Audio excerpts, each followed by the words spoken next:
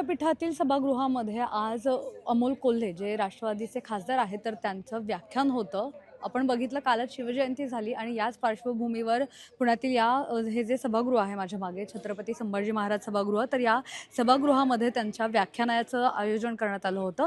मात्र या व्याख्यानाला काही विद्यार्थ्यांकडून विरोध करण्यात आला आणि त्यासोबतच काही लोकांकडून, काही विद्यार्थ्यांकडून या व्याख्यानाचं समर्थन सुद्धा करण्यात आलं। मात्र याच सगळ्या पार्श्वभूमीवर आता ज्या ठिकाणी हे व्याख्यान होणार आहे तर तिकडे आपल्याला मोठ्या पोलिसांचा बंदोबस्त लागलेला पाहायला मिळतोय। इथे असेल त्यासोबतच गेटच्या इकडे जर आपण बघितलं तर तिकडे सुद्धा पोलिसांचा मोठा बंदोबस्त जो आहे तो आता इथे तैनात करण्यात आलेला आहे। एक पोलिसांचा पिंजरा सुद्धा आहे आणि त्यासोबतच मोठ्या प्रमाणात पोलिसांचा फौजफाटा या संपूर्ण परिसरात पाहायला मिळतोय।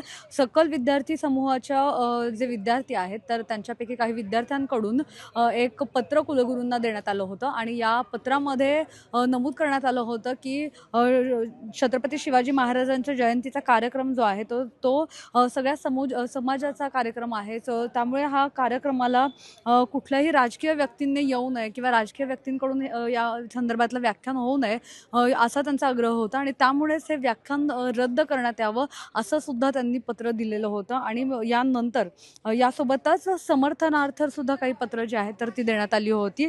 यामध्ये काही विद्यार्थ्यांकडून एक कुलगुरूंना पत्र देण्यात आलं होतं स्वतंत्र, ज्यामध्ये दरवर्षी इकडे जर आपण बघितलं तर वेगवेगळ्या महापुरुषांच्या जयंतीनिमित्त अभ्यासवाणी प्रेरणादायी वक्त्यांना बोलवलं जातं आणि त्यांच्याकडून व्याख्यान घेतलं जातं आणि त्यामुळेच छत्रपती शिवाजी महाराजांच्या इतिहासाचा हा सखोल अभ्यास जो आहे तर तो असलेले व्यक्ती म्हणून अमोल कोल्हे यांचं ओळख आहे। त्यामुळे त्यांनाच व्याख्यानाला बोलवण्यात आलं होतं आणि हे एक चांगलं व्याख्यान होऊ शकतं असं त्यांचं म्हणणं होतं। त्यामुळे त्यांच्या समर्थनार्थ सुद्धा काही विद्यार्थ्यांकडून पत्र देण्यात आलं होतं। आपण जर इकडे बघितलं तर जे विद्यार्थी येत आहेत इकडे तर या प्रत्येक विद्यार्थ्यांची तपासणी केली जाते, चौकशी केली जाते, कारण की मोठा गदारोळ होण्याची शक्यता आहे, कारण काही विद्यार्थ्यांकडून याला विरोध सुद्धा करण्यात आला होता। आपण जर इथे बघितलं तर जे विद्यार्थी इथे व्याख्यानं जे आहे ते ऐकायला आलेले आहेत तर या व्याख्यानासाठी आलेल्या विद्यार्थ्यांना इकडे त्यांच्याशी बोललं जात आहे, त्यांच्यासोबत हे केलं जात आहे आणि मग त्यांना इकडनं आत सोडलं जाणार आहे।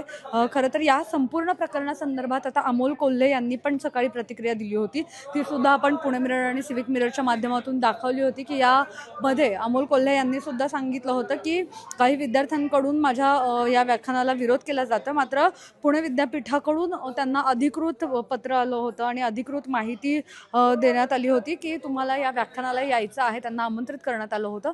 त्यामुळे जरी हा सगळा विरोध होत असला आणि हे सगळं सुरू असेल तरी या संपूर्ण याच्यामध्ये आता हे आख्यान जे आहे तर ते व्याख्यान जे आहे तर ते होणारच आहे, कारण की हे व्याख्यान रद्द झालंय किंवा होणार नाहीये अशा बाबतची कुठलीच अधिकृत माहिती अमोल कोल्हे यांच्याकडे गेलेली नाहीये। त्यामुळे आता अगदी काही वेळामध्ये म्हणजे 4 वाजता पुण्यातलं जे विद्यापीठातलं हे आहे छत्रपती संभाजी महाराजांचं सभागृह आहे तर या सभागृहामध्ये या अमोल कोल्हे यांचं व्याख्यान जे आहे तर ते होणारच असल्याची माहिती मिळते। कॅमेरा पर्सन अजय गांगुर्डेसह मोना यनपुरे, सिविक मिरर।